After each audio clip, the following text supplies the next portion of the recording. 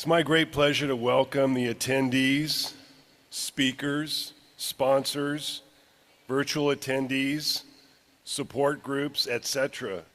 What an outstanding attendance today. I think we're going to be close to 1,000. Give yourselves a hand for showing up for yourself today. I'm Harry Starkey, your 2025 PANC president, and I'm absolutely honored to be here representing PANC. As a person with Parkinson's disease myself, being involved with this organization has had profound benefits to both me and my family. I can't imagine going through this Parkinson's experience without our lovely little community for the journey. I'm so glad you are here too. Speaking of being here, today is the largest PANC conference attendance in the history of these events, with over 900 registered. Wow. It's my pleasure to welcome our out-of-state friends from Nevada, Oregon, Arizona, and the District of Columbia, and Italy.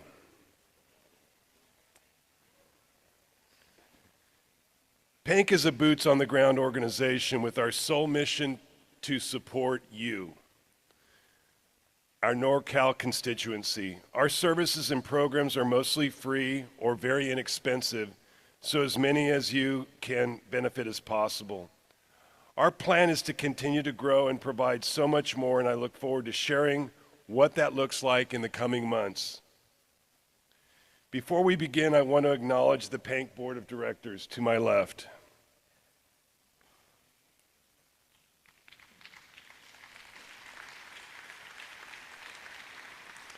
These individuals donate countless hours to the work of this organization. It wouldn't be without them.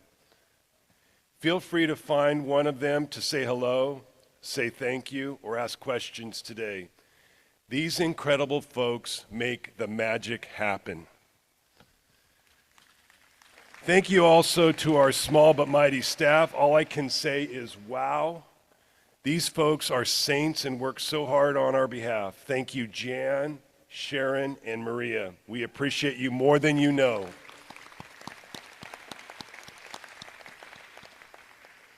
The theme of this event this year is Attitude is Everything, Strategies for the Journey. And I believe today's lineup of experts and guest speakers will help us all feel more empowered in our unique Parkinson's journeys. Thank you to the sponsors that truly make today possible. We keep the cost of this event at a minimum, and these companies make it happen. Presenting sponsor, Supernus. Platinum sponsors, Boston Scientific and Medtronic. Gold sponsors, Amneal, Insight Tech, Kiowa Kirin, UC Davis, and the Parkinson's Foundation. Thank you also to the many silver sponsors and exhibitors participating here today as well. Next up, I want to introduce Dr. Narika Mahaldo Chang from UC Davis, who will give you a glimpse of great stuff coming down the pipeline in the Parkinson's world.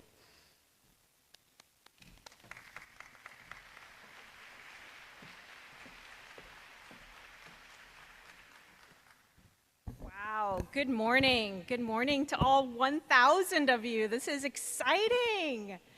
My name is Dr. Norika Malhado Chang, and I am a professor of neurology at UC Davis, and I'm also a movement disorder specialist. I am a teacher by trade, and I'm particularly passionate really about getting more students and learners interested in going into neurology, and specifically in Parkinson's disease, because as you can all imagine, and I'm sure you'd agree, we need more Parkinson's specialists out there. Personally, I was inspired to become a Parkinsonologist when I diagnosed my mom with Parkinson's about 24 years ago. Incidentally, I also ended up diagnosing my father-in-law with progressive supranuclear palsy, or PSP, which is a condition similar to Parkinson's. So kind of in parallel with my professional life as a Parkinson's specialist, I also became a professional caregiver at home. And as the disease progressed, I learned more and more about how essential it is to have community and support like this. And after a valiant 23-year fight, my mom passed away last year. So even though she couldn't be in the audience today, my mom loved attending this PANC conference. My son Kai would bring her. He would act as her caregiver for the day since mom was busy. And I'm proud to say that Kai is here today again in honor of Grandma, but also serving this time as a PANC volunteer. So thank you to all of our volunteers today. We've got local high school students, college students, and I even have some medical students here. So when it comes time for lunch, you never know, you might be served lunch by your future neurologist or future primary care doctor. So, you know, nobody is ever happy to have any kind of neurologic condition, and no one wants to have a diagnosis of Parkinson's. But what I want to convince you of today is two things. Okay, number one, this is literally the best time in history for Parkinson's.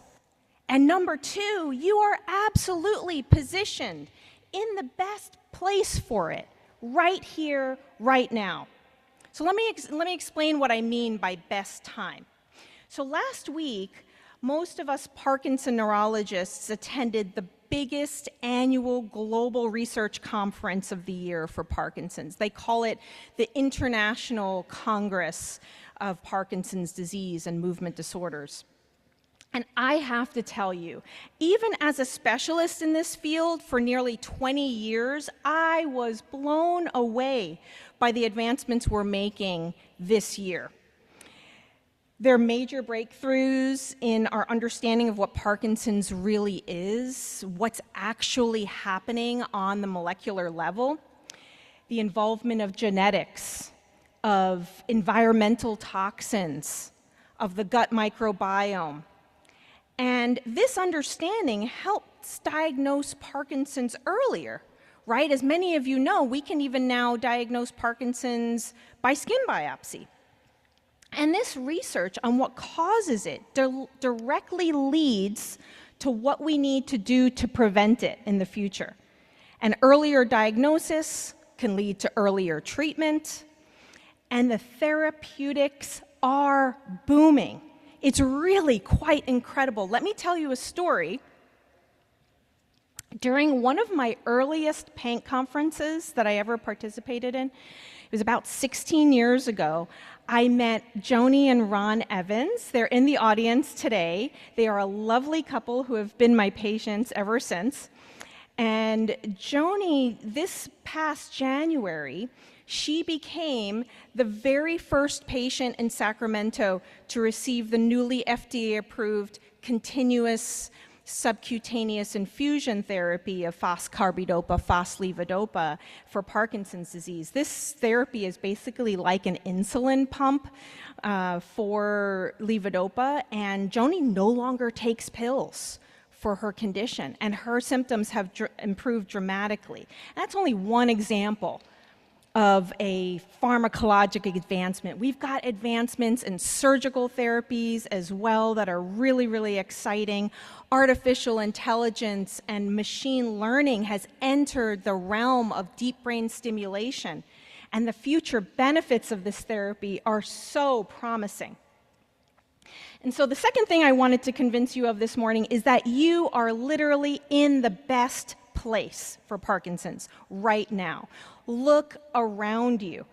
Take a mental photo of this crowd, because whenever you're feeling lonely with Parkinson's, which by the way is 100% normal, remember this visual image of the crowd here in this room, because every single person here is in the exact same boat as you, or they're here because somebody they love is.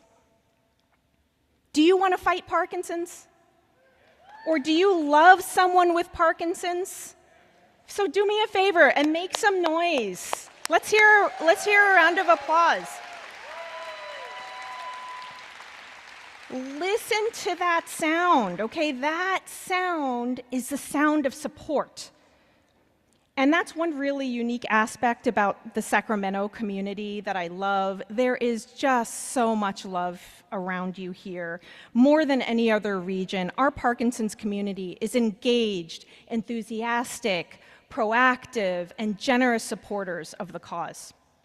Did you know that the Sacramento region is served by 5 health systems? We've got Dignity, Sutter, the Sacramento VA, Kaiser Permanente, and UC Davis. And unlike other cities, all the Parkinson's specialists in those 5 health systems all work together to advance Parkinson knowledge and patient care. We actually are all colleagues, and we get together regularly to review the latest research and therapies. Do you know what ties us together?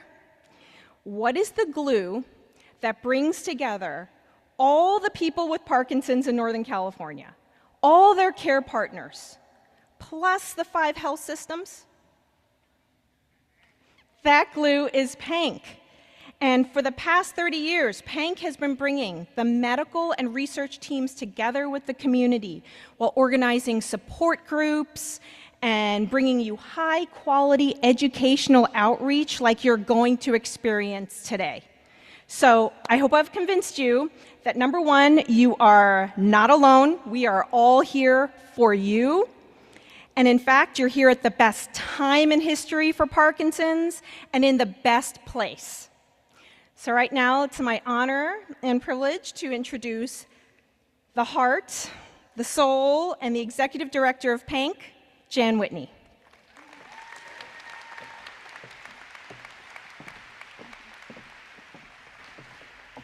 Good morning, everybody. Once again, it's such an honor to be here to serve you all, to throw this little shindig for all of us to share and be in union together for what we're experiencing.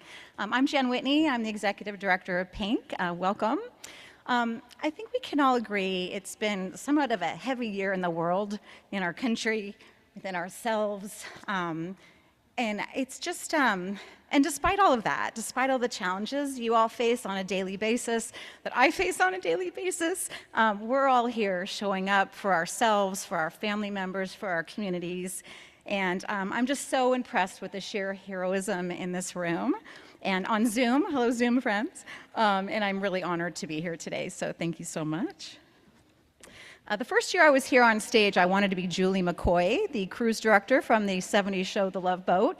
And last year I brought the party. And this year, it's been a heavy year. I'm just showing up as me today. I just am just me, my big heart. I just adore you all. I love you. I love my job. So I brought you all a little love today, and I brought you little kisses. So that's what those are from me. So enjoy your kisses.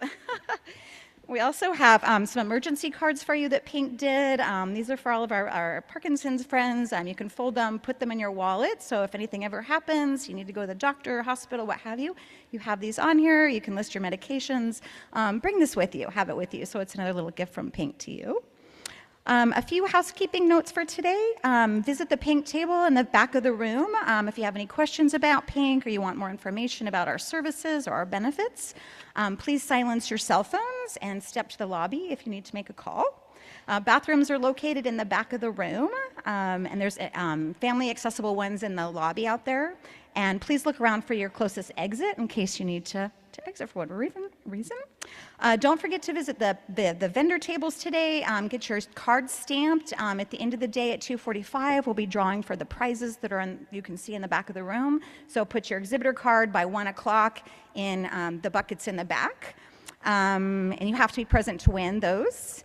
Hello to our many Zoom attendees.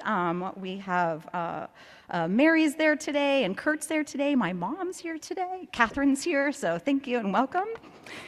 We have a special moderator today on Zoom. Dr. Nima Beheshti from UC Davis in Salinas is our moderator on Zoom, so the Zoom attendees can ask him any questions. So thank you, Dr. Beheshti. We appreciate you. Now we're going to get on with the show. We have a wonderful lineup today. Lisa Mooney is going to present on approaches to care partnering. Author and speaker Kat Hill is our keynote speaker, and she's going to share Being Well. It's all about the story. And we have a few special guests today for our More to Parkinson's panel discussion. Our very own Dr. Suketu Kandar with Kaiser. It will be joined on stage by Jimmy Choi, wonderful Jimmy Choi, and activist and actor Ryan Reynolds. Little surprise for you today, so that's pretty exciting. Yeah. So sit back, relax, enjoy the day, take your time, absorb it all, enjoy the love, and let's welcome Lisa.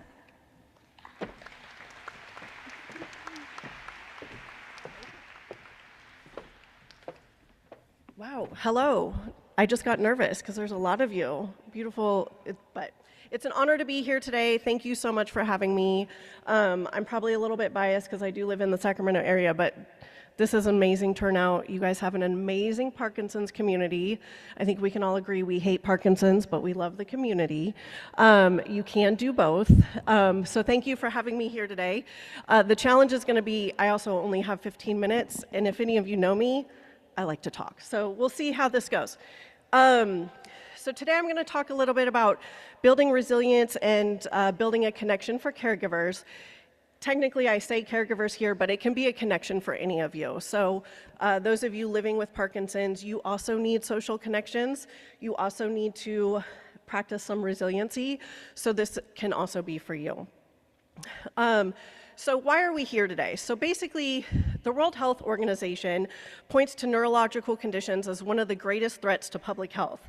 The symptoms, the disabilities, all associated with these conditions have major impact on individuals, caregivers, spouses, kids, family members, as well as healthcare services. So this is why we're here today, because we can't do it alone. We need each other. There's also a lot of other data that shows how impactful caring for someone you love, especially long-term for something like Parkinson's, can have a negative impact on you. So we're going to change that, and we're going to make, unfortunately, yes, you are living with Parkinson's and loving someone with Parkinson's, but we're going to make that impact a little bit more positive. So these are some of the ways that you guys all know, I don't need to read this to you, impacts resilience and connection. A lot of times people will feel very isolated, alone, disconnected, not able to communicate as effectively as they once did. Family members, friends, maybe they lose them. They don't come around as much because they're not sure what to do or how to help you. So it's really easy to feel disconnected and alone. I hope you all see, you guys have 1,000 of your friends in this room, and it's important to maintain those connections. So even though PD can have a negative impact, again, we're going to be positive. So finding a balance. Balance is really hard. A lot of times we think, oh, we're going to find balance, and once we find balance, it's just going to stay balanced. That doesn't happen. You can find balance one day, and the next day, things get tilted up or down. So finding balance is a daily activity. It's important to remember, this is hard. If the day is hard, unfortunately, Parkinson's is hard. Loving someone with Parkinson's is hard. Living with living with Parkinson's is hard. So finding balance is hard. You can find balance. Please know that the expectations are, it's about finding balance day to day or finding balance in moments, not necessarily finding balance forever. So what is resilience? Resilience is the process and practice of utilizing thoughts, behaviors, and actions so that you can adapt, adjust, and recover and heal in the face of adversity or challenges or major stressors in your life, okay? The good news is we all can be resilient. This is a practice. This is not something you're born with. This is not something you're born without. This is something that we can all practice and be part of. It is something that everyone can learn and develop and do a little bit over time and each day. So what are some of the benefits of practicing resiliency? You can have improved communication. As you know, with a neurological condition such as Parkinson's, your ability to communicate changes. It's not that you can't communicate, you just communicate a little differently. Maybe as spouses, you have to communicate a little differently too. The caregiver has to learn to communicate differently so that the Parkinson's person can understand, or vice versa. So it can improve communication, which then will lower stress and frustration for everybody. It can help you improve your ability to, excuse me, adapt and adjust to daily activities and disease progression and challenges that come along with Parkinson's disease. It can improve your interpersonal connections with other people. It can allow you to be here today. Congratulations, you're all practicing resiliency today. You can also have a sense of control, feeling like Parkinson's isn't pushing you around, but that you are actually in control of your life, and you are living with Parkinson's and loving someone with Parkinson's, but Parkinson's does not define you or dictate your life. So, I'm not gonna go over all of this, but if you wanna take a picture, where's the screen? Over there. If you wanna take a picture of this, please do so. But I have low resiliency sort of feelings and what you might be experiencing versus high resiliency. What I want you all to do is at the end of today, well, maybe not the end of today, I don't know, maybe next weekend, take a look at this slide. Apparently you're gonna be mailed them after the event. Take a look at this slide, and if you can identify more with the low resiliency side, find something in the high resiliency side where you can figure out just one little thing you can do that day to feel a little bit better, okay? I will tell you, I have this slide hanging up at my office because we all oscillate between the two. So some days are gonna be better than others. Give yourself grace. You cannot always be perfect. But there we go. But there are some tools that can help you be more resilient and or practice resiliency. So sleep hygiene. Sleep is really important for all of us. People with Parkinson's and neurological conditions need sleep. You need time for your brain to reset, to turn off, to not think about things for a while, all of that stuff. For caregivers, same thing. You have so many things going on in your plate. I know this. I'm not a caregiver of someone with Parkinson's, but I am a mom, so believe me, I am solving the world's problems at 10 o'clock at night when I go to bed. It is not a good thing, but just remember going to bed around the same time, waking up around the same time, making sure you get good quality sleep. If you are having sleep problems, talk to your doctors. There's things that can help. Sleep is really important and really important to our quality of health and our quality of life. Take breaks and meditations. I'm going to tell you one. We're going to do one next. It's really quick. I may have been doing it behind the curtain over here. Stay socially active. Okay, how many of you attend support groups? By show of hands. All right, that's a lot of you. But that's not half of you. I need all of you to attend support groups. If you do nothing else today, connect with people at your table and find a support group that's near you, whether it's online or whether video or whether it's in person. Find a support group. It will change your life, and you will say, why didn't I do this sooner? It will really, really help you. You also want to laugh. So whether that's watch YouTube videos, comedies, anything, laugh at Parkinson's, make fun of Parkinson's, find laughter because that will help ease tension and it actually does reduce blood pressure. And exercise. We're going to talk a lot about exercise, so I don't need to go over that with you. Did I really leave a blank slide in there? All right. Apparently I did. All right, we're going to do a meditation now. I call it smell the roses, blow out the candle. And by I call it, I mean I stole this from another family member. And this is what they call it. But this is a really good way. If you are starting to feel frustrated about anything, but maybe it's your Parkinson's loved one is, a little bit, feisty that day, and they're not cooperating as much because they're tired and they're a little bit cranky, which is making you cranky, and, it's just kind of a big frustration, is stop, smell the roses, and blow out the candle. Okay, we're all gonna do this together, okay? All right, so I want you to smell the roses. We're gonna breathe, which basically is breathing in for about 2 to 4 seconds. So go ahead, breathe in, smell the roses. We're gonna hold it for about 2 seconds, and then you're gonna blow out the candle. Not fast, but slow. All right, let's try again. Smell the roses, and blow out the candle. this, if you can do this, I mean, if you even if you just went outside here and did that for a couple minutes and felt the sunshine or listened to the birds chirp, it will really help reduce your blood pressure and give yourself a reset so that you can come in and approach it in a more less frustrated fashion. So this is a really good one. Also, make sure to ask for what you need. If there's anything you can take off your list, whether that's mowing the lawn, grocery shopping, cleaning, any of that stuff, do it. Meal delivery services. If someone asks you, hey, can I help you with something? That means they actually want to help you with something. And if you have a list of things that they can do for you, they're probably going to want to do it. You just have to help them.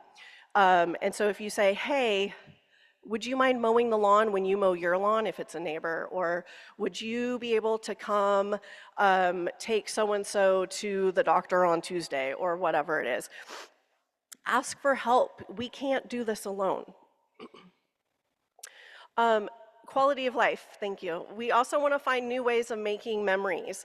So if your life 10 years ago was you went to big Christmas parties and you traveled all the time and you were in airports every 6 months and doing all these things, but now because of Parkinson's, you're slowing down a little bit and maybe airports are a little anxiety provoking and things of that nature, find new ways to make memories. There's a lot of ways out there.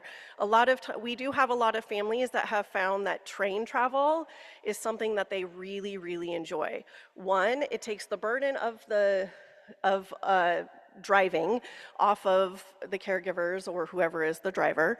And both of you or all of you, whole family, can sit out and look out the window and connect about what you're seeing and what you're doing. You can play games on the train. It's just really relaxing travel. It is not cheaper, by the way, than airfare. I'm just going to tell you that. Schedule routines, exercise routines that you can do together. I think we have exercise coming up maybe after me. But anyways, figure out things you can do together, whether it's take an evening walk after dinner or a morning walk, the dog, things like that, so that you can connect with each other, but you're also getting your exercising and helping with that. These are some of the community resources. I'm not going to go over them. Most of them are either in this room or out in the lobby there. It's a lot of vendors. Utilize your community resources.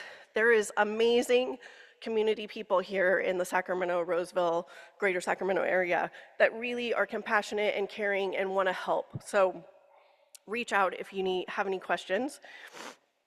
There are government resources, meaning if you are a caregiver and or someone living with Parkinson's and you are still working outside of the home and employed, you may be eligible for some of these. I'm not going to go over them, but you can take a picture. These are some of the strategies to help build resilience that we've been talking about, the social connectedness. What are we all going to do? Join a support group. Make sure you also invest in yourself. So, we all need kind of alone time, whether that's 5 minutes of alone time or an hour, you get to decide how long you need. But be proactive, take care of yourself. I know that's easier said than done, believe me, I know. But try to find a little bit of time, even if it's 5 minutes to smell the candles and blow out, or to smell the candles. To smell the roses and blow out the candles. All right. The other thing is to educate and plan. You guys are doing that today, so congratulations. So the more you can educate yourself and plan for the future, we cannot predict the future, so you do your best and you plan for what you think might be coming. But if you practice resiliency, you can adapt and adjust that depending on if it actually came, if it happened the way you thought it was going to or not. So congratulations. And then professional assistance. You have, Norika mentioned, there's what, 5 Huntington or Parkinson's centers, 5 of you?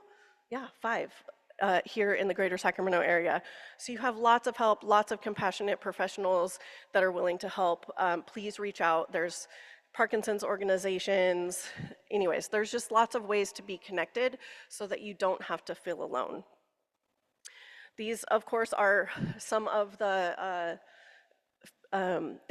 some of the Parkinson's foundations that you can look up. There's also YouTube videos that help support caregivers, how to transfer out of the car. I mean, there's honestly, if you need anything, go to YouTube. They'll probably have an instructional video on how to do it. There's a lot of online resources. Okay, I do not work for AARP, but AARP Family Caregiving, I probably look at their website at least 2 times a week. They have amazing articles, amazing information, amazing connections. You do not have to be an AARP member. It's a free website. Go look at it. There's everything from how you make your home safer to technology, how to use technology, all kinds of things. There was also a Challenges and Triumphs of Caregiving documentary that Bradley Cooper did. It's kind of interesting, a little bit dry, but kind of interesting. There's smart device apps, if any of you are tech people. I have 11 seconds, so that's why I'm running through this. If you need any support, here it is. If anyone in your family is expressing that they do not want to live any longer or they are having thoughts of harming themselves, please reach out to the suicide prevention hotlines. I'm going to run through this. You're going to get these, I promise, after this. But this is what I wanted you to know. You are not alone. You have 1,000 friends in this room. Never hesitate to reach out. And that's the information for PANC. And thank you so much for having me here today.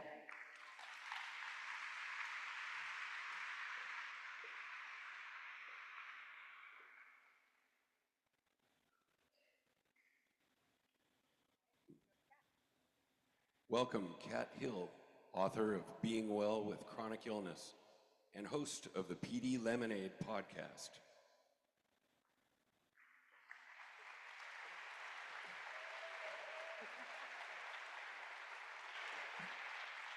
Well, hello, everybody. It's so nice to see so many friendly faces. Can everybody hear me okay? Awesome. If you're having any trouble, just raise a hand and I'll try to readjust here. I am so honored to be here with you today, and I'm coming here as a daughter, as a mother, as a sister, as an aunt, as a midwife, as a nurse practitioner, and as a young woman with Parkinson's disease. And I want to share some stories here with you today. You've heard a lot about resilience, and I think resilience is a powerful tool, and we are all already resilient here because we made it here. Getting up, getting dressed, getting across town, and coming in shows resilience. We're all winning today. So, and if I'll be winning if I get down the stage and not tumble over. So I'll keep it going. The stories I'm going to share are my own stories, and I hope they'll be valuable for you. Being here with you today in many ways is like a full circle moment. I was born and raised in California in the Central Valley. I graduated from high school in Ukiah. I went to college at Chico State, met my husband there. We've been together a little bit, almost 36 years.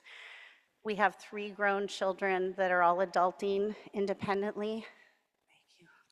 And and I'm really proud to be kind of coming home to give this talk today. I am also here, as I said, as a woman with Parkinson's disease. This was an unexpected chapter in my life. I expect it was unexpected for you as well. None of us grow up saying, I want to work, I want to go to college, I want to get married, I want to have a really great job, and then I want to get a diagnosis, right? We've all been there. We've all hit crossroads. We've all had adversity.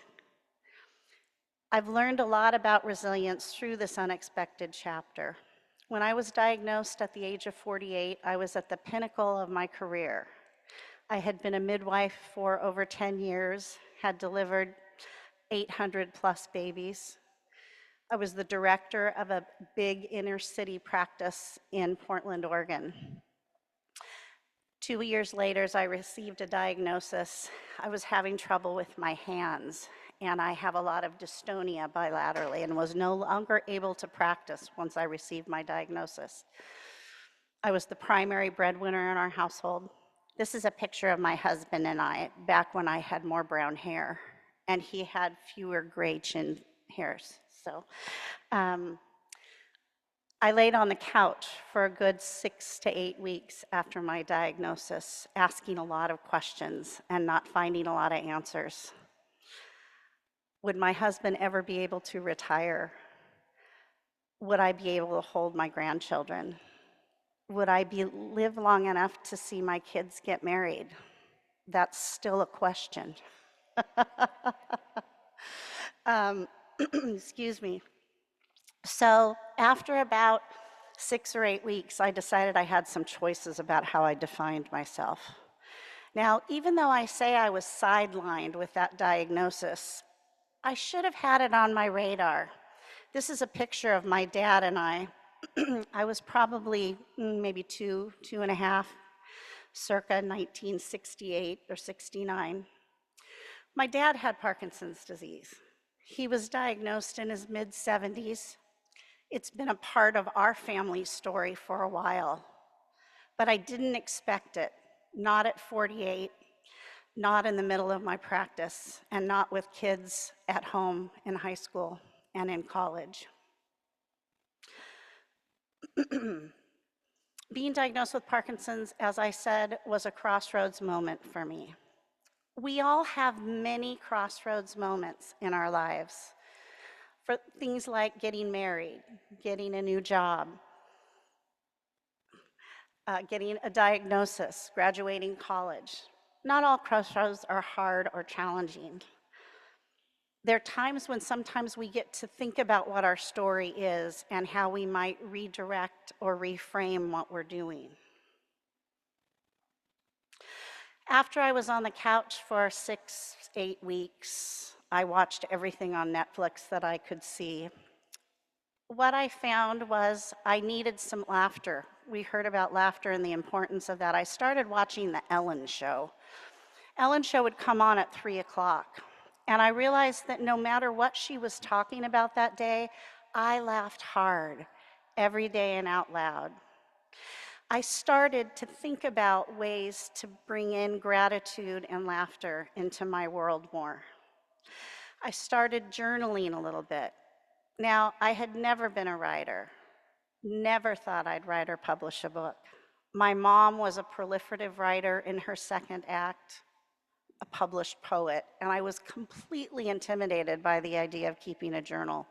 I read a book by Linda Berry who talked about how to bullet point your day.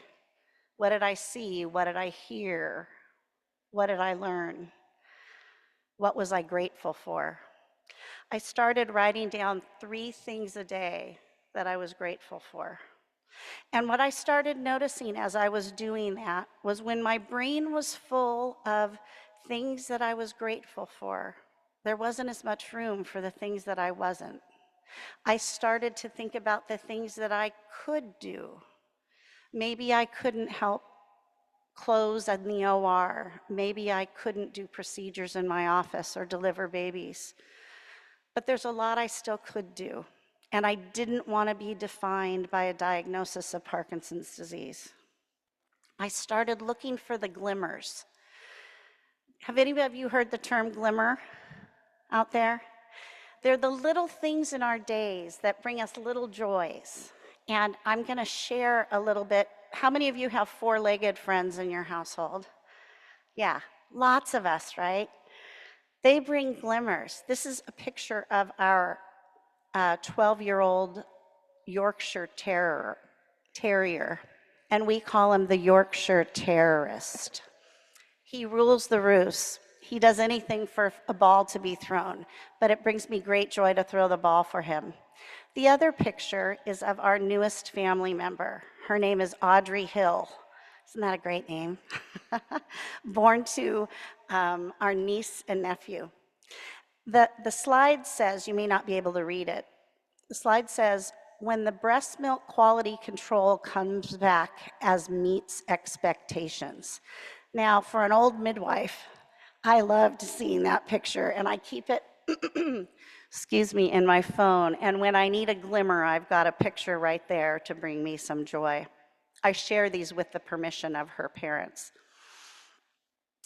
Some other things have happened since I was diagnosed.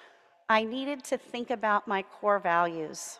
My husband and I have talked a lot about that in this reevaluative crossroads time.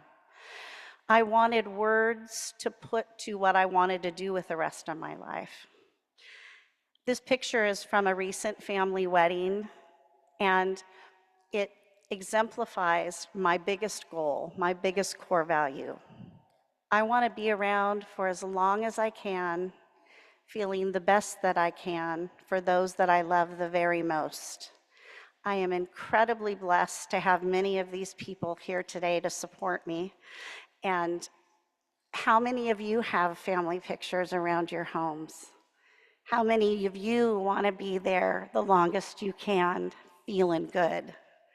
All right.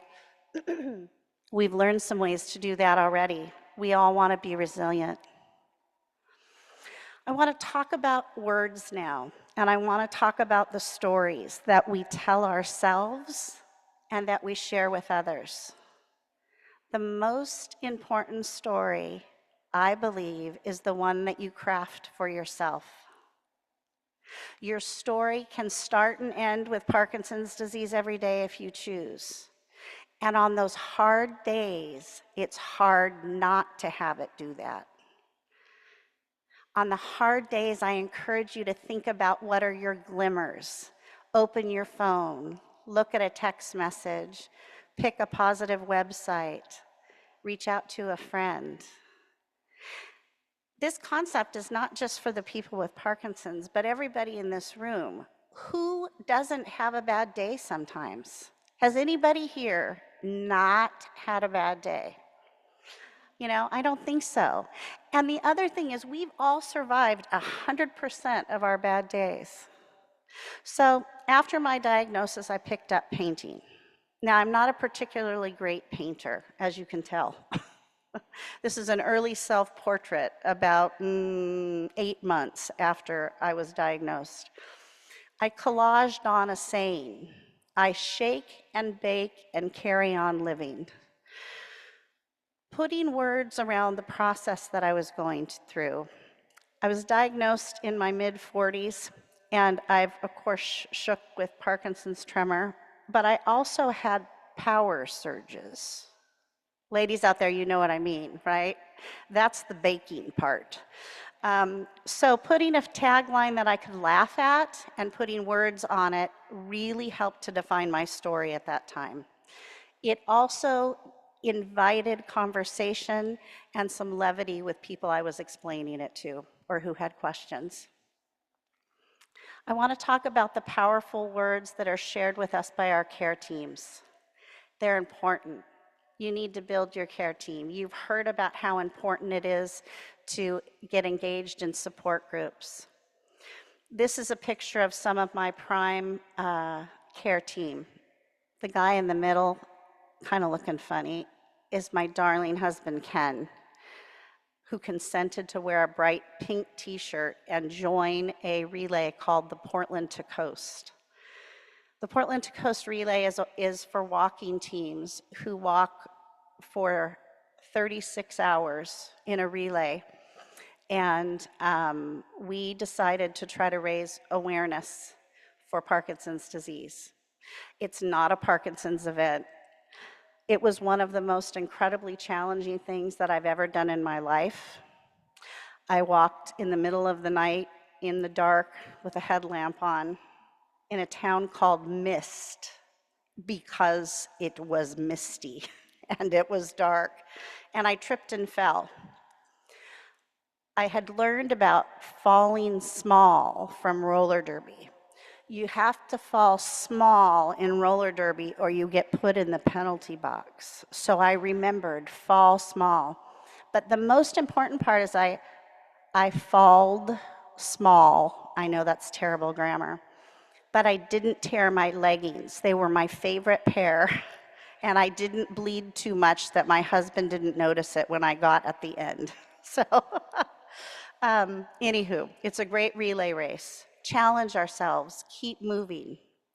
I want to say one note about other expert advice that you're going to hear. This is a slide that's hard to read. This is some of my favorite experts that I consult, Charlie Brown and Snoopy. Charlie Brown says, "Someday, Snoopy, we all die." And Snoopy says, "True, but on all the other days, we will not." So while I'm not dying, I'm working hard at living. I've been very lucky to meet some lifelong friends in a boxing class that I attended on early on in my diagnosis. I met a friend, Nancy, who I later co-authored and spoke with in Japan and at Barcelona. And I've learned how to find laughter and keep moving with this challenging disease. I suspect many of you have too, because you're all here today. There was a particularly challenging year. It was shortly after I turned 50. I was going to be losing my licensures, my nurse practitioner license and my nursing license, because in the state of Oregon, you have to actively be practicing to maintain licensure. I pouted a long time. I was sad again. I watched a lot of Ellen. And I decided I needed to get off the couch and instead throw a party. So I decided to throw myself a retirement slash 50th birthday party. I hired a cousin's band. I loved her music. And I printed up business cards. I still use these to this day. And I challenged myself to learn how to use Canva. Has anybody used Canva? So I was like, I need to learn something new, right? I need to use this brain. I can do this. I don't even have to ask my IT husband. So I made my own little logo. I choose joy. I also shortened my name from Kathy to Kat. My favorite aunt and my dad called me Kat. My brothers called me Kat. I put it on my cards. And when I felt lost or alone, I looked at my cards, and then I later had it tattooed on my wrist. I can't be lost with no glimmers because it's right there. And usually it's shaking, so it gets my attention. I pause to you, how do you want to live on all those days when we're not dying? What do you want your story to be? What do you want the words to use to define your experience? What are your core values? You all know. You get to choose how you move forward with them. We've learned already that resilience is powerful. In our book, we use the definition, the ability to thrive despite adversity. We've covered already that you're all resilient people. We've learned that studies show that the most resilient people take the most responsibility for their experience. The most resilient people take the most responsibility for their experience. We can learn to thrive. You heard all the slides. You choose a high resilient versus a low resilient activity. I'm going to share a story of resilience. This is a picture of me. Notice the Chico State alumni sweatshirt. It's hard to tell it's me because there's brown hair. It's also a picture of my son Sawyer. He's 8 years old in this picture. And our middle daughter, she's 10. Excuse me. Sawyer's holding a Pinewood Derby trophy and some ribbons. Sawyer missed his Pinewood Derby race in Scouts because he was diagnosed with type 1 diabetes. He had just turned 8, and his troop brought his trophy by, which was wonderful. Type 1 diabetes is the kind of diabetes where your pancreas stops making insulin. It used to be called juvenile onset diabetes. At the time, there were no continuous glucose monitors, so we learned to be Sawyer's pancreas. So he tested his blood sugar, 4 to 10 times a day, poking his finger, and then we drew up insulin in syringes, and we'd give it to him in his legs or his arms or wherever. He was always covered with bruises. And one day he looked at me and said, "Mom, you give terrible shots." I do? Man, no one's ever really complained. Well, he wanted to give his own shots. And his dad and I talked about it, and it seemed like it was a good thing to do. We still managed the insulin and what we drew up. And one day, a couple months into this process, I notice him off to the side. He's got his eyes closed, and he's got his insulin in his hand, his needle. He's ready to poke himself, and he's mumbling under his breath. And I'm thinking, oh, poor kid. I wish I could do this for him. Brokenhearted. I wish he didn't have this disease. So he gives his injection, and he looks up at me, and he's startled because I'm near tears. And he said, Mama, don't worry. All I have to do is think of flowers and daisies, and it's all okay. Sage words from an 8-year-old kid. Sage words for parents that we shouldn't be storylining what our kids are thinking also, right? I'm still not perfect at it.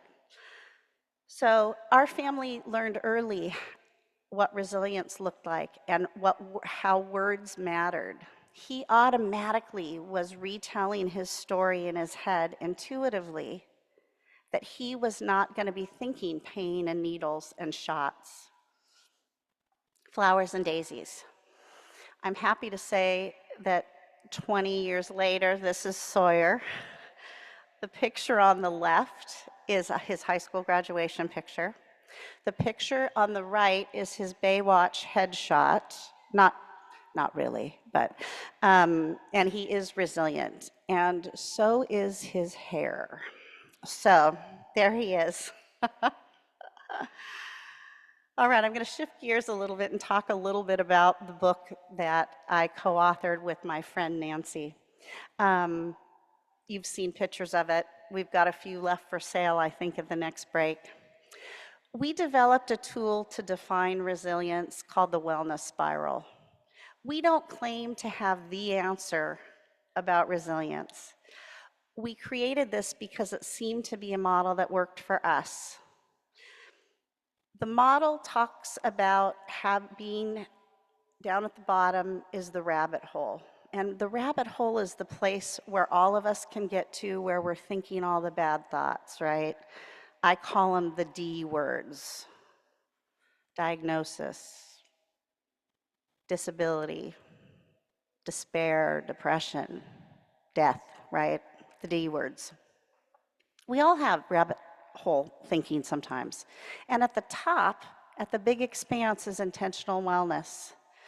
Nancy and I believe that you might go up and down through the wellness spiral in a day, in a minute, and over a lifetime. Going up from the rabbit hole, you come up to those crossroads moments, right? We've talked about those already. We talk about how important it is to have compassion for yourself and others as you move up towards finding and building community, and how important community is. We're blessed to have all of this community here today and to have some awesome speakers, not myself included. I'm excited to who's coming. As you move towards joy and contentment, you look for glimmers. And you find that while you're looking for the glimmers, you feel better because there's no room up top for all the things you can't do. Intentional wellness, I pose, also involves getting community and being of service. I've had the great privilege of getting up here and talking to you today. There's thousands of ways to get involved in your own communities. I practice resilience. I stay connected with my community. I work hard at being of service to others. There's lots of organizations out there. It's been great to be part of the Davis Finney podcast, the meetup groups, the World Parkinson Congress. I've been very lucky to be able to travel. We've gotten creative about how we do it. Some of you may have heard that we sold everything a few years ago and hit the road in a travel trailer. We'd always wanted to do it, so we did it while we could. I also tell people I will work for travel. So volunteering is a way that I have gotten to travel. This is a picture of Nancy and I. It's not a very clear picture, but we got to speak about resilience after a diagnosis in Kyoto, Japan, at the World Parkinson Congress. Picture on the other side is of my community. A highlight moment in my life will forever be looking out in Japan and having a row full of people who had come from Portland, Oregon to come help support me. This is some of my community. Nancy's on the far right. Is that the far right for you guys? Okay. I still don't remember right and left. I can't say enough about this World Parkinson Congress. It's a great place to learn about community. And where's Marlene? Marlene's here at the front table with the purple hat. She's got a booth out front. It's a internationally award-winning conference that brings together people with Parkinson's, caregivers, researchers, and providers. Hardly anywhere in the world can you go to a conference and sit across from a researcher who may have never ever met somebody with Parkinson's disease. It's a great conference, and it happens every 3 years. In June, it will be in our backyard in Phoenix, Arizona. Don't know where the next one will be. The last one was in Barcelona 3 years ago. If you're seeking community, you've heard a lot about the local resources. The WPC is a great international resource. There are lots of regional resources. Davis Finney Foundation, Michael J. Fox Foundation, PD Avengers, which is an advocacy group. Oh, I could go on. And I've been Bryant Grant Foundation, so forgive me if I didn't mention all of them. They've all been great to work with. So I challenge you, and me apparently.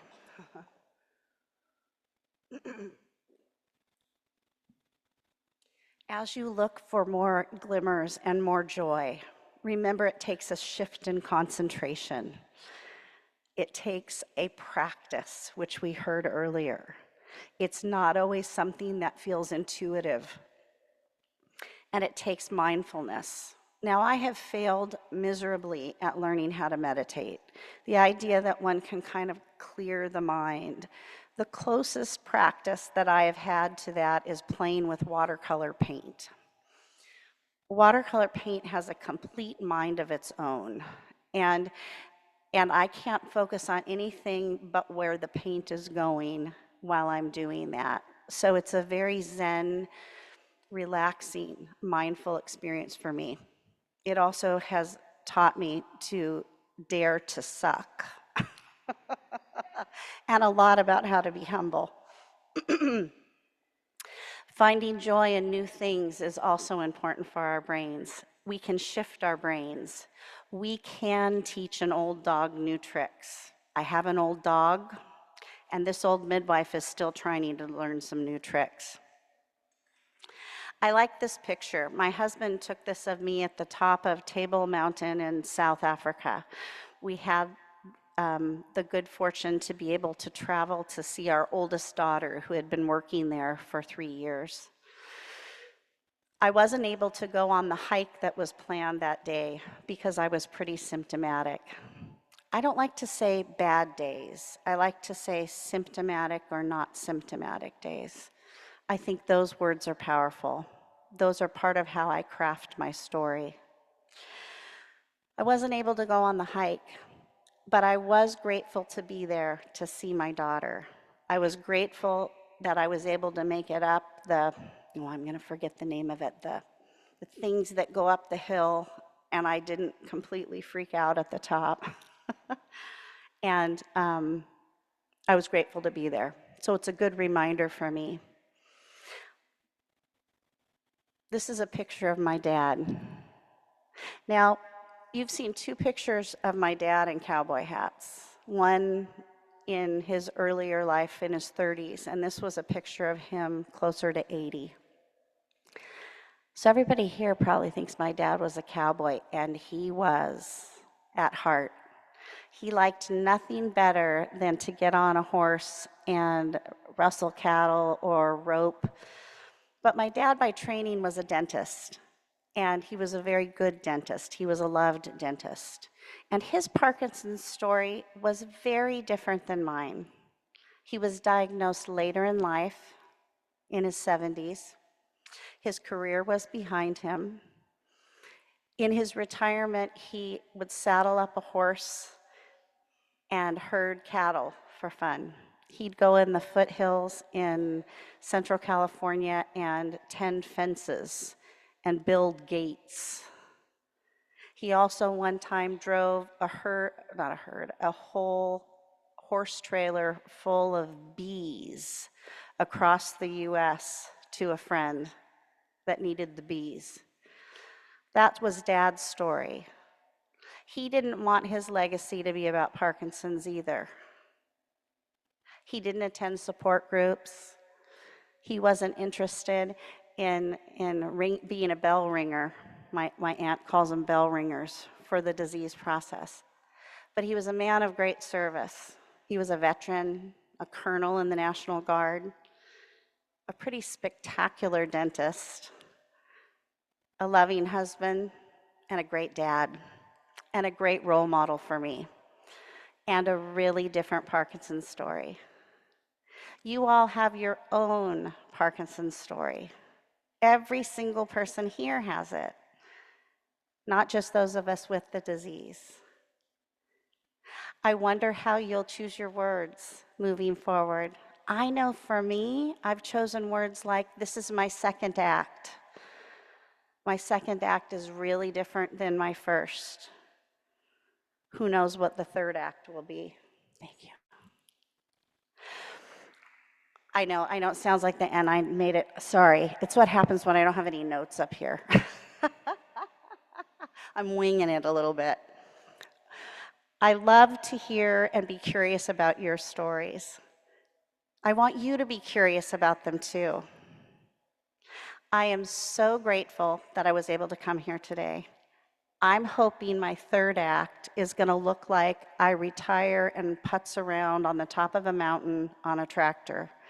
My husband and I have decided to settle down and buy a home in rural southwestern Washington. Southwestern, is that right? No, south central Washington in the Columbia River Gorge. I want the bumper sticker to say my other car is a tractor. Ken is into his second act also. He's defining his core values. Ken is my loving husband, and he in his second act is choosing to be a volunteer firefighter. Up in that rural county, all of the firefighters are the first responders. He's going to study to be an EMT. By training, he was an IT guy, thank goodness, or I wouldn't be up here at all. I'm grateful. I'm grateful for your time today. I'm grateful for your attention. I'm grateful for you picking up some of the books. I hope you find them of interest. And I thank you, and I hope you have a really great rest of the day. What a lineup we've got today, right? Thanks for your attention.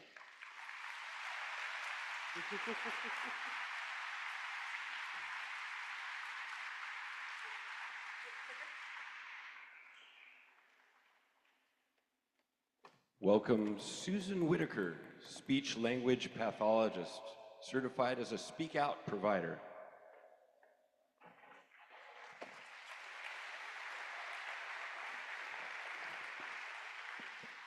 Well, I want to thank all of you for having me here today. It's always a pleasure to teach you how speech therapy can make your life better. When people are first diagnosed with Parkinson's disease, I often hear them say, I speak just fine. Why do I need a speech therapist? But by the end of this session, my goal is for you to know why speech therapy is such an important part of your Parkinson's treatment regimen and how it can make your life better. Oops, I guess I should have clicked that first slide. Sorry. Here we go. Today, I'll share an in-depth look at a transformative approach that addresses some of Parkinson's disease's most pressing challenges. That is, maintaining clear, intentional speech and effective swallowing. Parkinson's disease is characterized by smaller movements, smaller walking, smaller writing, and a smaller voice. But people with Parkinson's disease have much more control over their movements than they think. Understanding the role of dopamine and the concept of intent can help people with Parkinson's disease lead better lives. If you have symptoms of Parkinson's disease, weakness is not usually one of the symptoms. Parkinson's disease is characterized by smaller movements, like we said, smaller walking, smaller talking, and smaller writing. Parkinson's disease does not attack the muscles, but this use of smaller movements can make them weaker. Muscles become weak in Parkinson's disease because they're not used to their full capacity. If I were to walk and take tiny steps, my leg muscles would become weaker. Again, Parkinson's does not attack the muscles, but makes them weaker because they're not getting their full range of motion. By the time one has a diagnosis of Parkinson's disease, approximately 60 to 80% of the dopamine-producing cells can be lost. Dopamine is a neurotransmitter which facilitates planning and controlling of automatic muscle movement. There are so many automatic movements we do during the day that without enough dopamine are disrupted. Automatic movements include walking and swallowing, talking and writing, or even putting on a seatbelt. We do these movements without conscious effort, but these movements are highly dependent upon dopamine. Someone without Parkinson's disease can walk down the street, eat an ice cream, talk to a friend, and never think anything about it. But people with Parkinson's disease are struggling to produce these automatic movements because they are so highly dependent upon dopamine. Speech is a highly automatic function. It's a miracle that we can talk at all, really. One example of a highly automatic movement is that humans normally regulate the volume of their voice. For example, if I were to walk into a noisy restaurant or this auditorium, I would automatically elevate the volume of my voice to compensate for the ambient noise. At the same time, if I were to go into a church or a library, I would lower my voice. But people with Parkinson's disease have a very difficult time regulating the volume of their voice. They might try to speak softer, but are too loud. They might think that they are loud enough, but they can't be heard. How many of you already were asked to repeat yourselves once or twice today? Yeah, I see the hands. Additionally, humans normally take the amount of breath needed for the number of words we're about to speak. If I see my friend out there and I want to say hi, I'm going to say one word, so I'm going to take just a small amount of air. But if I'm going to say a whole sentence, I automatically take enough air so that I can complete that entire sentence. But people with Parkinson's disease are trailing off at the end of a sentence, and they're running out of air before they get to the end because speech is an automatic. And automatic movements are highly dependent upon the use of dopamine, and people with Parkinson's disease don't have enough dopamine. Well, the reason that both speech and swallowing can be disrupted is that the muscles we use for both functions are the same. The anatomy of speech and swallowing is complex and is illustrated perfectly in this diagram. You can see respiration, phonation, and articulation. All right, so on the count of 3, I want everybody to say hello with me. Audience participation, wake up. Okay, here we go. I'm going to count it off. 1, 2, 3. All right. You may not realize it, but you've just used over 22 different muscles, from respiration or taking a breath, to the vocal cords coming together to create the sound, to articulation and all the muscles that are used to make all of the sounds in every word clear. It is really a complex process. As many as 95% of the people with Parkinson's disease report difficulty swallowing. Usually, swallowing is automatic, but due to decreased automatic movements, the frequency of swallowing diminishes. Normally, we swallow about 1 time per minute, or 700 to 900 times per day. Initial symptoms of swallowing problems can include maybe drooling or choking on water, difficulty taking your medications, or an unintentional weight loss. It really is complex. All right, so I talked about good news. Yes, there is some good news. Muscles used for speaking are the same as swallowing. You saw the diagram: respiration, phonation, articulation. All of those muscles are also used for swallowing. So what does this mean? It means that swallowing and speech disorders can be treated the same if caught early on, and early on is really important. Many of you have gotten a prescription for physical therapy when you receive a diagnosis, but not for speech therapy. And I want you to know that physical therapists deal with the muscles of your body, but we just looked at that diagram of the anatomy. Over 22 different muscles you use just to say one word. I want you to think of speech pathologists as the physical therapists for voice and swallowing. And sometimes that illustrates it a little bit clearer about what we'll do in therapy. Okay, let's go on here. Whoops, I hit the wrong button. Sorry about that. Here we go. All right, well, here's more good news.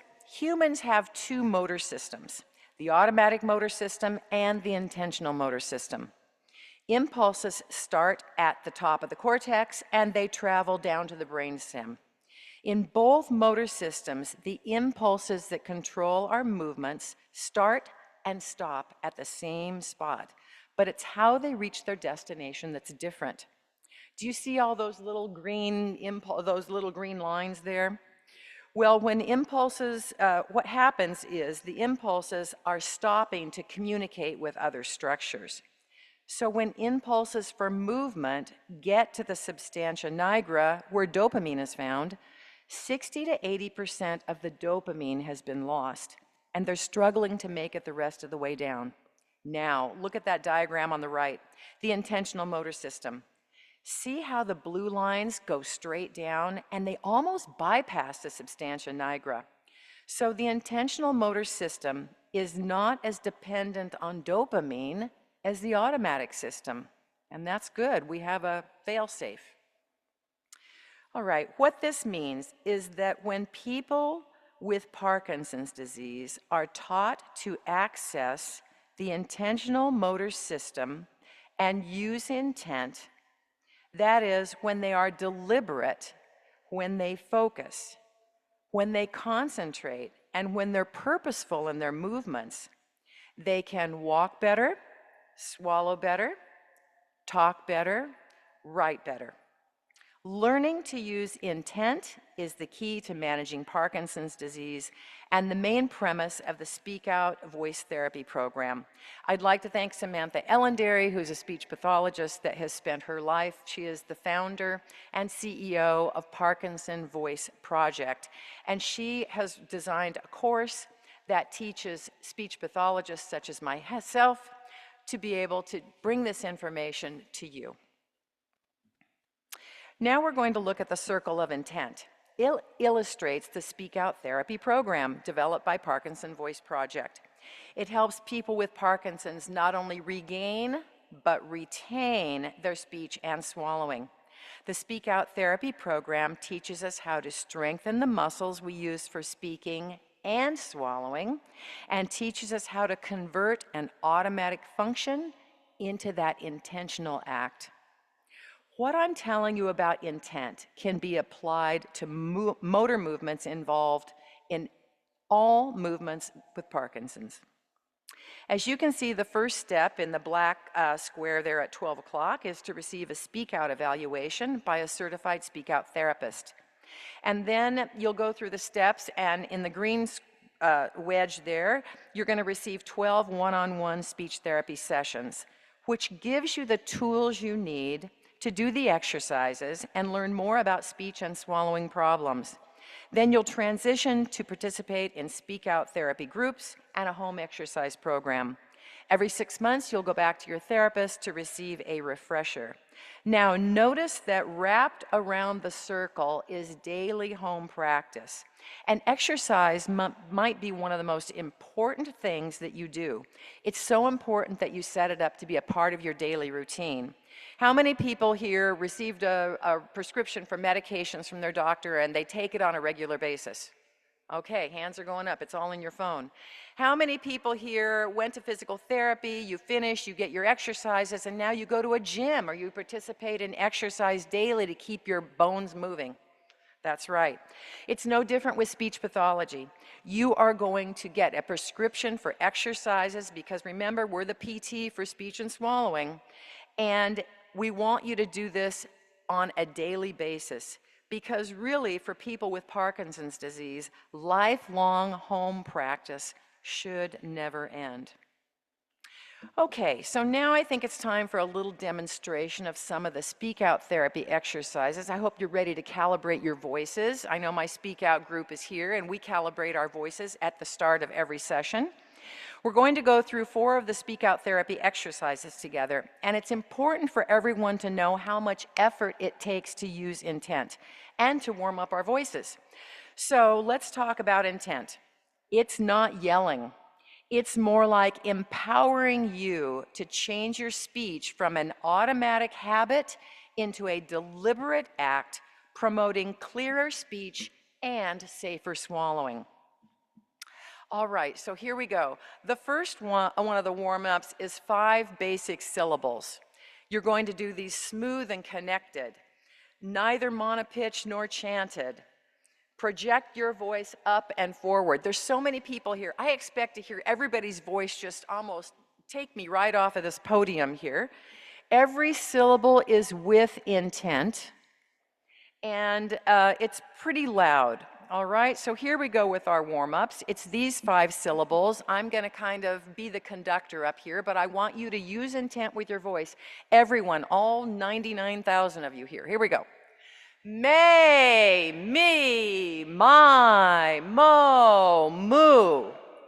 Okay, the next one is ah. Here we go with ah.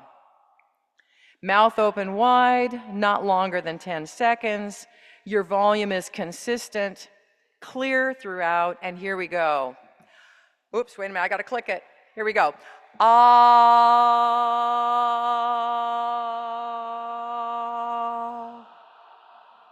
That's great.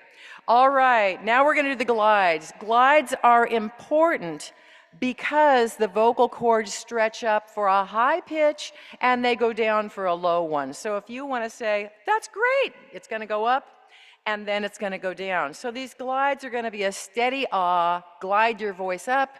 When it says stop, you're going to activate intentionally that respiratory system to get a breath so that you'll be able to have that ah and come down.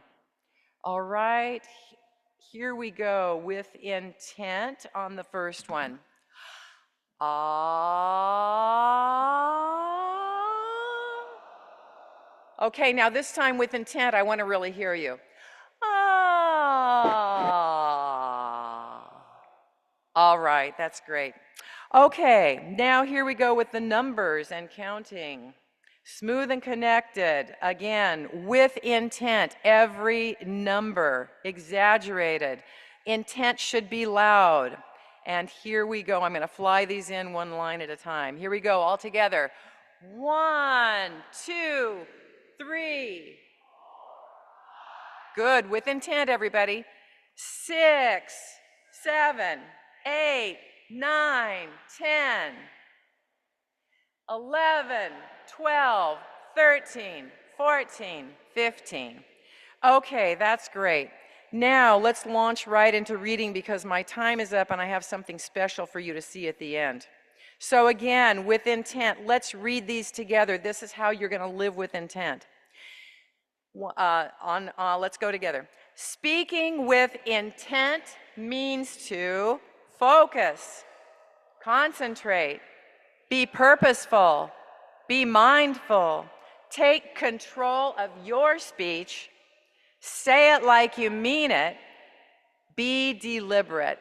Okay, now what I want to do is, this is George, And George has had Parkinson's for 15 years, and you're going to see clips of his speech at different intervals. Here we go. Tell me your full name. George Holloway Candler. You've now completed voice treatment. Do you notice a change in your voice or speech? I don't choke eating a hamburger from time to time. Make sure I'm doing my exercises as nearly daily as possible. This is 7.5 years. 5 days a week, but I do it as nearly daily as possible, and that is extremely important. My full name is George Holloway Candler. Tell me how you maintain the strength of your voice. What's your routine? Physical exercise and voice exercise are essential because people for many years have gone, "What, you have Parkinson's?" And I can say, yes, I do. But it is crucial that you do this regularly. And I know if I slide, I start choking. My standard has been a certain burger or biscuit that I have. And when I start to choke on that, I know, whoops, got to get back in and do this thoroughly. So you can start to see a difference pretty quickly if you stop for how many days? 3 days. Again, how long? 3 days. 3 days. So if you don't do your speak out exercises for 3 days, you can start to talk. I then need to watch out for the biscuit. I can speak, you can hear me, and this is why.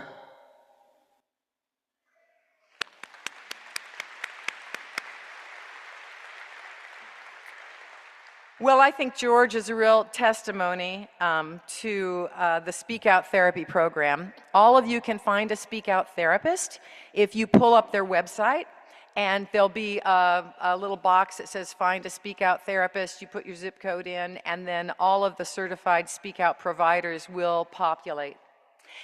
And so that brings me to the end.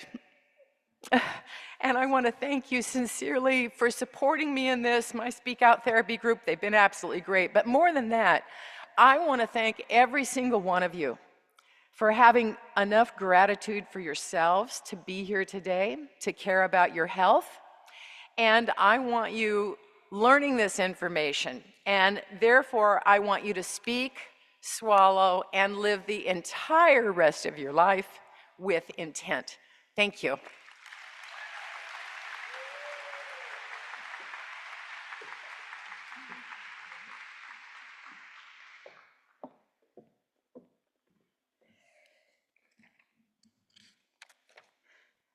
All right, thank you, Lisa, Kat, and Susan for such a fantastic start to our day. Kat is signing her books in the lobby just at this break. And I think she has a couple more to sell if you'd like to purchase one of her books, so she's out there. Next up is our morning break. There's snacks in the lobby, and there's water near the coffee stations in the outside as well. Don't forget during the break to get your exhibitor cards stamped. Prizes at 2:45. Please, we're running a little early. We have a very, very exciting panel when we come back at 10:50. So come on back at 10:50. We'll see you in a little bit. Enjoy your break.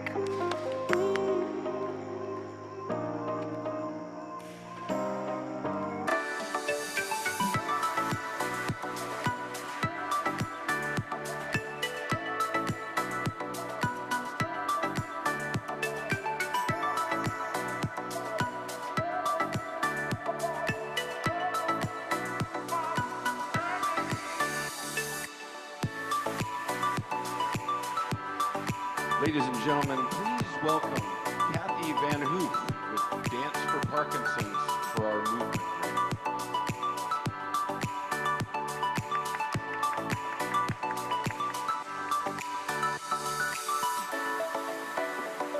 Good morning, everyone.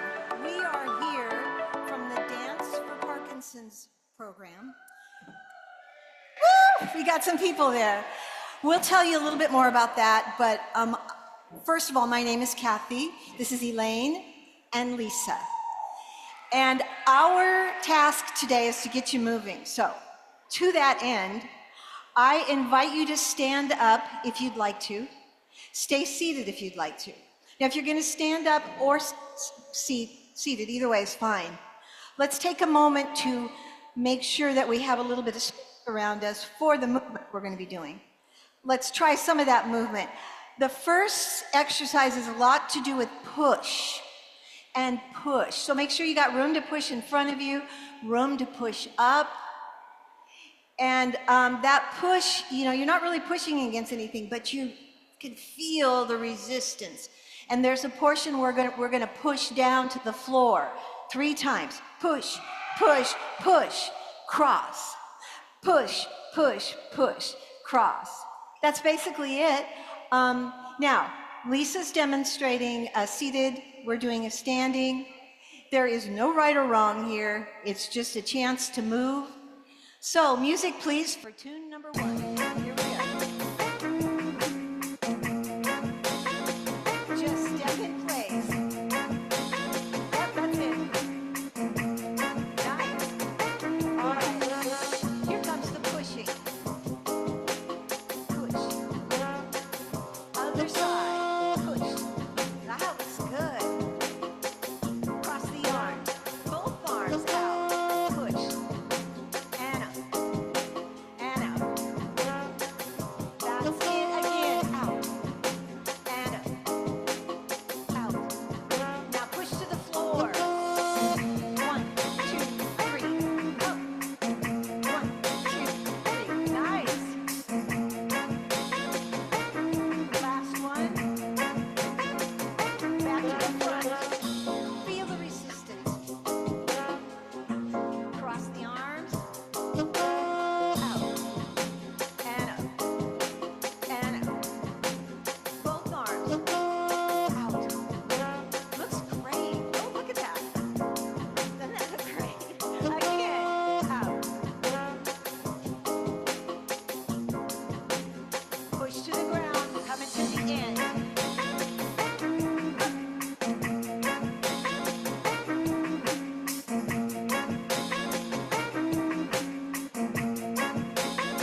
Last one.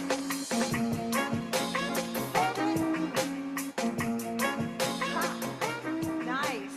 Holding is all part of moving. Move and hold. All right, so we'll stop that music, please. Thank you. All right, so quickly, we have 3 short exercises. Exercise number 2 has more to do with stretching and reaching.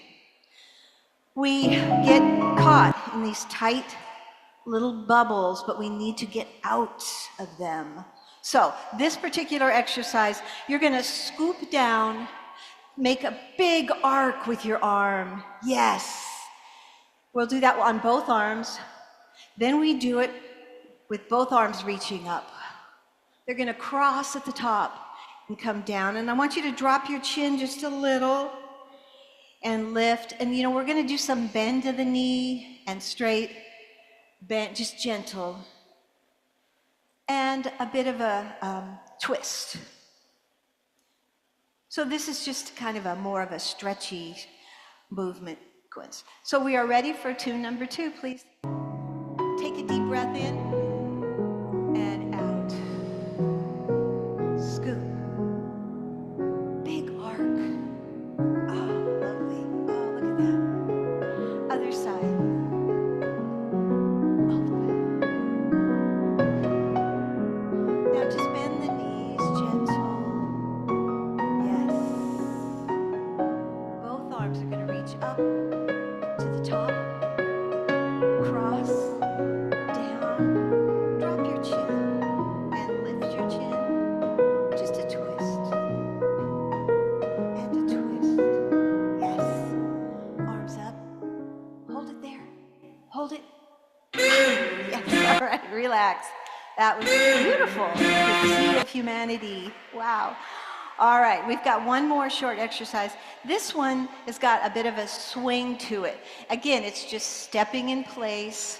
And if you want to swing the arms, you can. Now, this one, we're going to shoot the hands out like an explosion. Shoot, clap, shoot, clap. You can stomp the foot with it if you want, make some noise. We also are going to take the hands and let them shake up to the heavens. and down. All right, there's another part. You are going to scoop up the dice, you're going to shake the dice, and you're going to throw it. Try it on the other side. Scoop, shake, throw. That's it. All right, let's begin. Tune number 3, please. It just starts with a stepping. That's a swing. I see some serious swinging going on. Yeah. All right. Now here comes the shootout. Clap. Yes. Shoot the hands up to the ceiling. And now grab your dice. Scoop, shake, throw. Scoop, shake, throw. Up to the top. And down. Grab that dice again. Scoop, shake, throw. Scoop, shake, throw. Hands up. And down. That is a swing. Swing.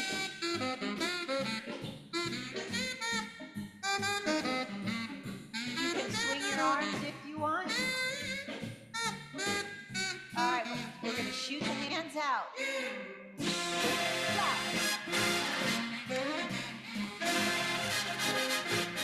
Shake it up. Hold it there. Yes, all right. That was excellent. One more thing. Take your hand, cross your chest, take the other arm to the ceiling, and bow. Treat yourselves. And up and give yourselves a hand. All right, really quickly.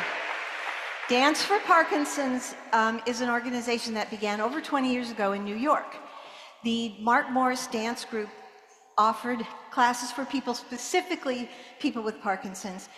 That was 20 years ago. It's all over the world under the leadership of David Leventhal. And we are learning, we have learned at this conference for years now, just how important movement is, right? So Dance for PD is yet another option for movement. Our class is in Sacramento and Davis. It's for people at any stage. Caregivers, welcome. Family, welcome. Free. Wednesday at 1, but you know what? Come visit us at our table. We'll tell you more about it. But again, it's fun. It's great music. It's great community. We have students that are here today that we love to see. And you can bring, like I said, a family member, a caregiver. I think that's it. Yes. You know, no. 2 left feet. It's on Zoom. Yes, thank you. Thank you. We teach in person, but it is Zoom stream. Well, you know what? This is a real pleasure for us to be here. 4, 3, anyway. Thank you so much, everybody. It was a pleasure to work with you and move with you. Thank you. Wow. Thank you, Ryan, Jimmy, Dr. Kandar, and all our morning presenters.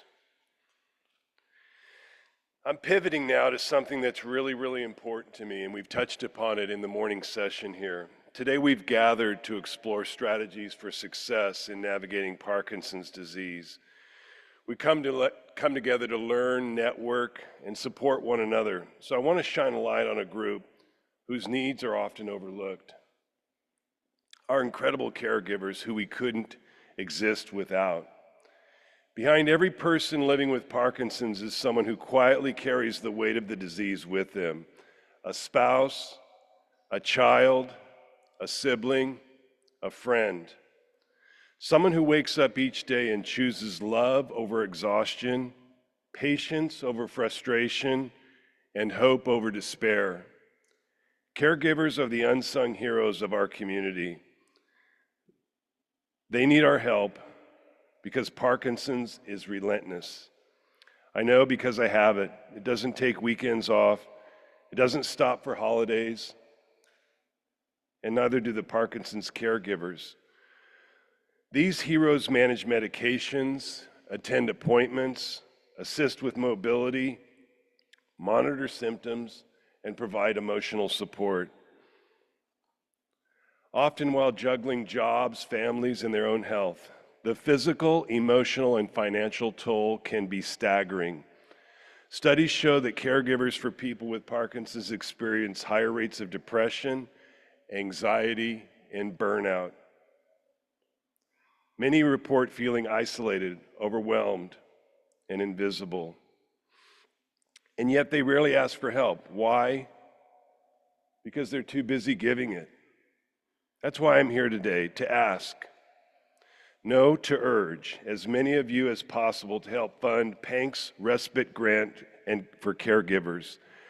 Our respite care grants subsidize some of the costs for services provided by professional caregivers from Del Oro, Passages, and Redwood Caregivers Resource Centers, so our caregivers can take a break. Respite care is not a luxury. It's a lifeline and gives caregivers a chance to rest, recharge, and reconnect with themselves.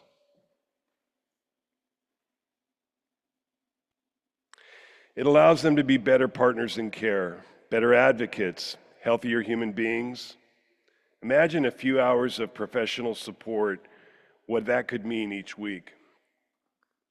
A chance to go for a walk, to meet a friend, to sleep through the night, to simply breathe. These moments of relief can make the difference between resilience and collapse. Funding respite grants is not just compassionate, it's strategic. When caregivers are supported, patients receive better care, hospitalizations decrease, quality of life improves, the entire system benefits. So I ask you, as researchers, clinicians, philanthropists, and advocates, to invest in the people who make Parkinson's care possible every day. Let's build a future where caregivers are not just acknowledged, but empowered. Where their sacrifices are met with support, where their love is matched with action. Please donate today and whenever or however you can. When we care for the caregivers, we care for everyone. If you are able, there are numerous ways to give. Today's event has a QR code that makes donating through the PANC website very easy. Plus, there are donation envelopes on the table. PANC can also receive donations of real property, vehicles, planned giving. Shoot, we'll take a trash can full of aluminum cans.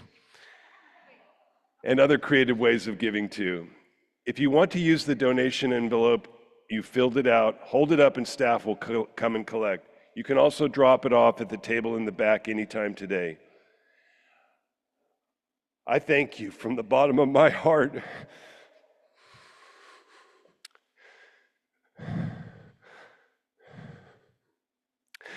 for the generosity and support our Caregiver Respite program does. Thank you.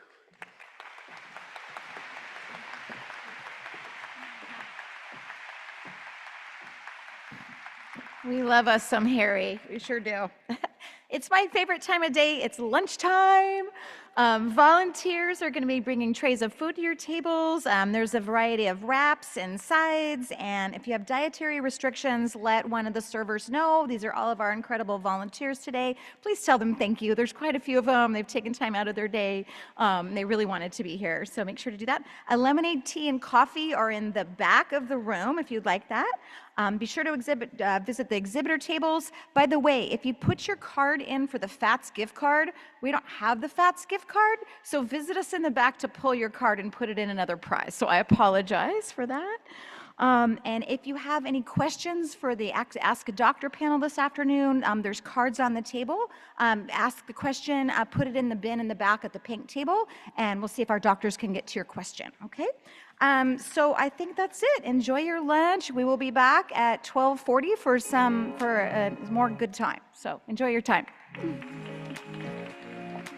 And if I can have your attention briefly, There is a white Lexus RX 350 blocking a food truck in J lot. Please move your car if it's you. Thank you.